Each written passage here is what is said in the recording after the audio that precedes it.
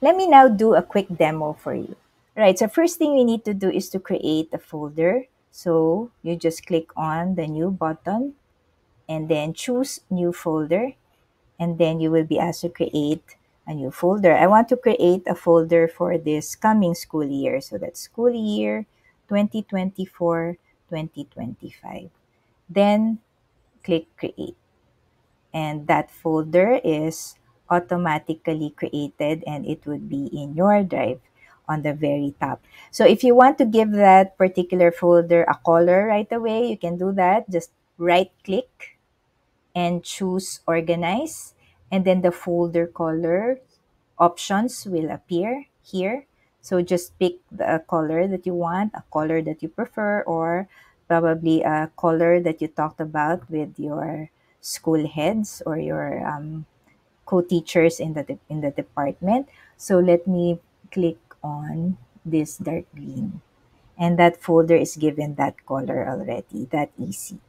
And if you want to create subfolders, the easiest way, I guess, would be to click on that folder, the school year 2024-2025 folder, and then you'll be inside that folder already. So all of the folders that you will create would automatically be found inside of that main folder or that mother folder. So let me create 3 folders inside of these or subfolders. So click on new again, then new folder. Then this would be for my advisory files. So let me type in advisory files, then click create. And that folder is automatically created inside the main folder. And again, I create another folder. This time, let me just right click and click new folder. And then let me just type in lesson plans. The last folder that I want to create would be the student submissions. So you can create as many folders as you need. Um, those folders are folders that you will often be using within the school year. And then you can color code these folders as well. Let me now show you how to rename files that you already have in your drive. So let's say this lesson plan and class list. I want to rename this lesson plan to make it more specific to the subject and the school year and perhaps the quarter and the week. So what you can do is right click on that and rename. Choose rename this time. And let's start with the subject. Let's say this is math. And then the grade level, let's say grade 9. And then, of course, what type of document is this? This is a lesson plan. And then what quarter is this? Let's say Q1, and the week 2, W2. If you want to write the entire word, that's fine. But take note that we don't want to have file names that are too long.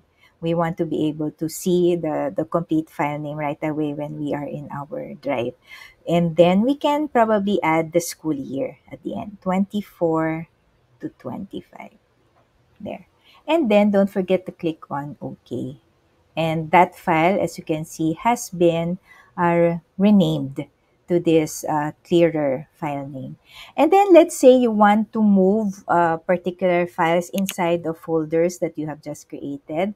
That's easy to do. What you need to do is click on the file. Let's say I want to move this class list file into a folder or a subfolder that I have just created.